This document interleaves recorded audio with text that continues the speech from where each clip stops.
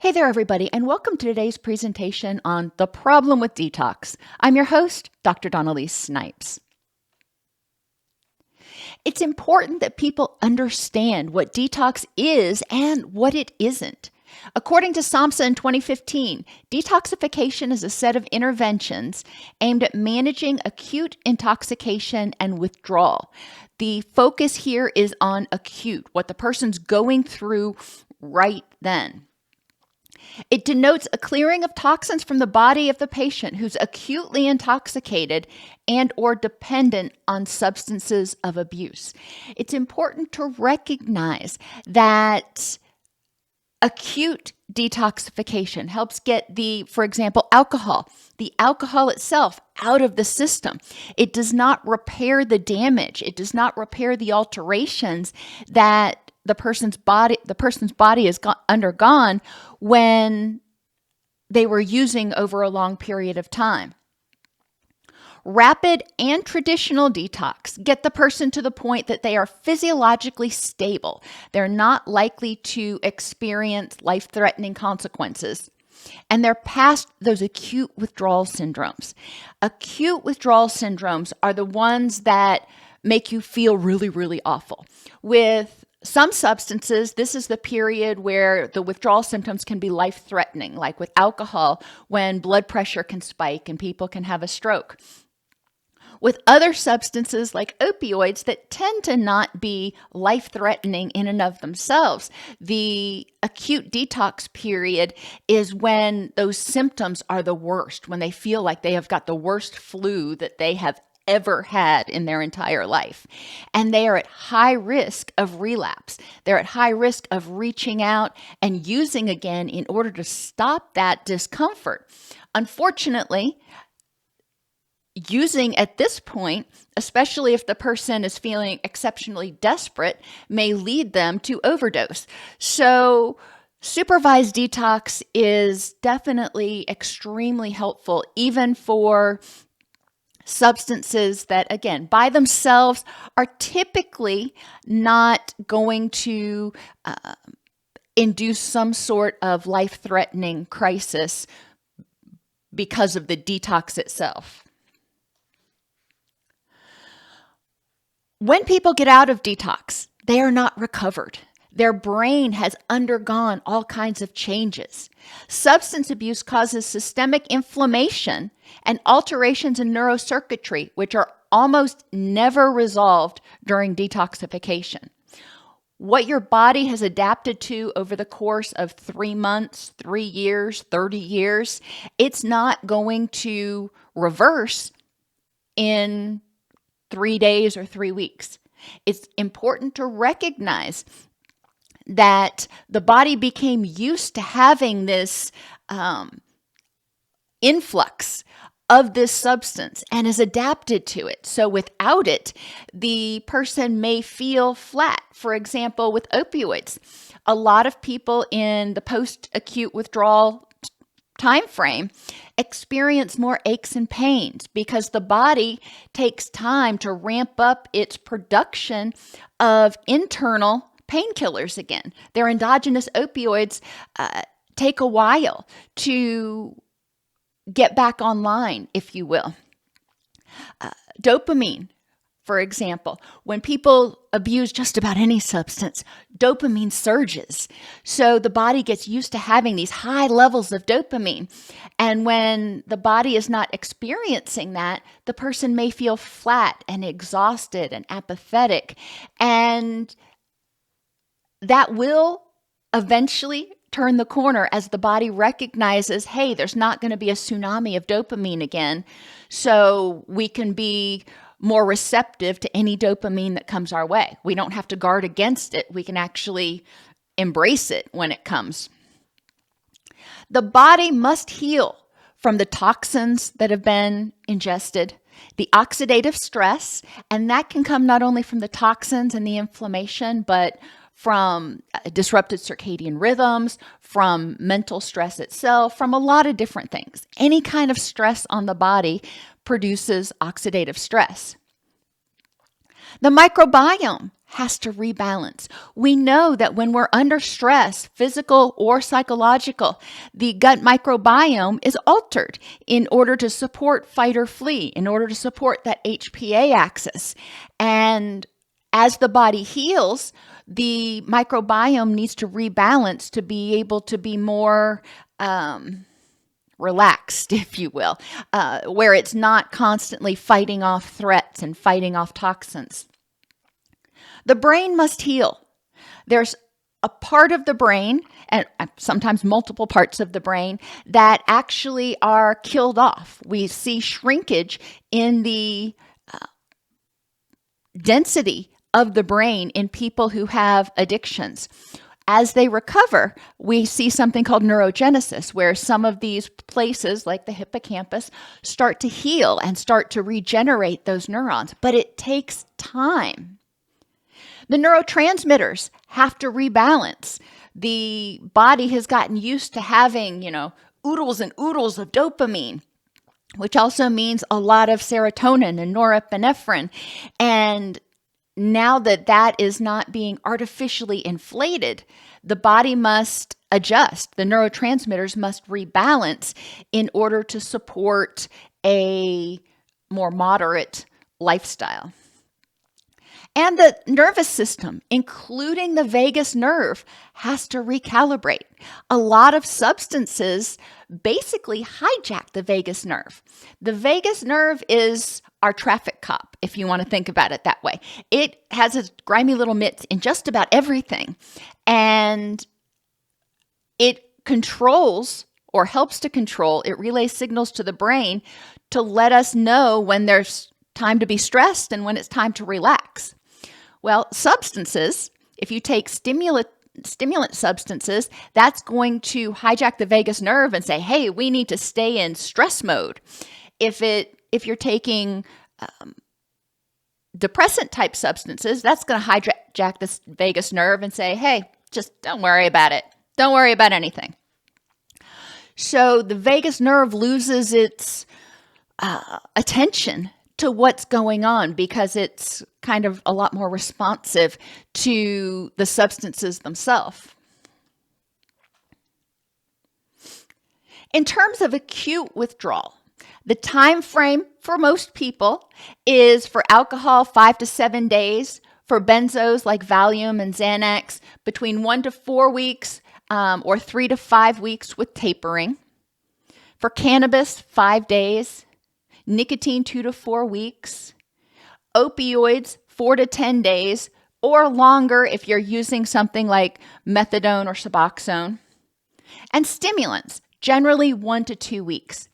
Anybody who's been addicted to these substances knows that after that period of time, they're still not feeling great, which means they're still at high risk of relapse because at a certain point, you want to feel better.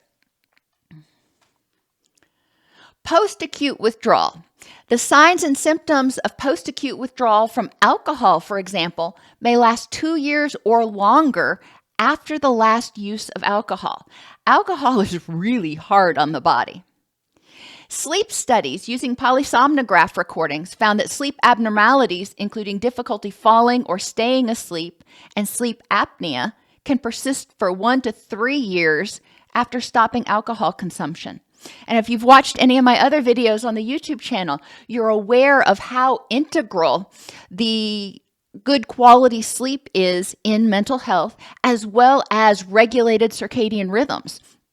If either one or both of these is out of whack, it is going to make it a lot harder to feel happy, to feel healthy, to feel energetic. Opioid withdrawal symptoms can last for months after acute detoxification. And this is one of my pet peeves, if you will, of rapid detox, because a lot of rapid detox places tell people when you wake up, the opioids will be out of your system and you'll feel great. You just need to go to counseling to learn some tools to cope with stress. That ain't it. That ain't it.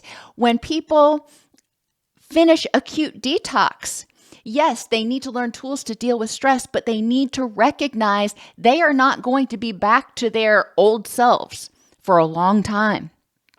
They need to know this. They need to be prepared to deal with post-acute withdrawal symptoms. During this post-acute phase, people who are withdrawing from opioids may experience anxiety, depression, anhedonia. That is a loss of pleasure and just not having feelings about much of anything. Low energy, lack of motivation, and sleep disturbances. Now, again, lots of videos on the YouTube channel that can trace this back to certain neurotransmitters and the effects of addiction. But what's important in the takeaway here is for people who've abused opioids for a significant period of time, these symptoms may occur sporadically for the next up to 2, maybe even 3 years. And that is really hard to wrap your head around. Now, with post-acute withdrawal, one of the things that I think is important in order to maintain hope and motivation is the fact that it gets easier with time, just like grief. Initially, after you experience a loss, that grief is palpable. That grief is hard to deal with. But as you get further away from that loss, you may have occasional grief bursts where something hits you and you suddenly become melancholy. But the intensity, the duration, and the frequency of those symptoms goes down significantly.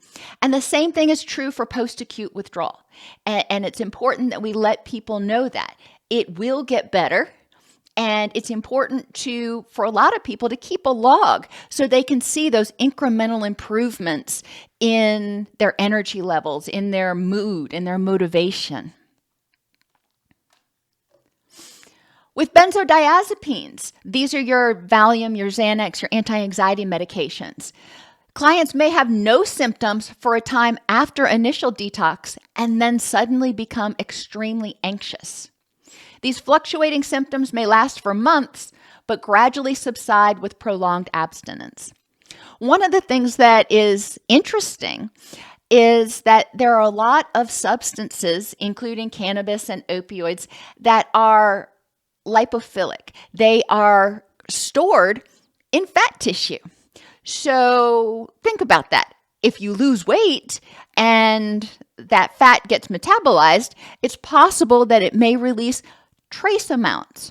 Now, sometimes this is not enough to really even notice. Just like when you use a substance like caffeine, for example, and when you first use it, you can feel the effects.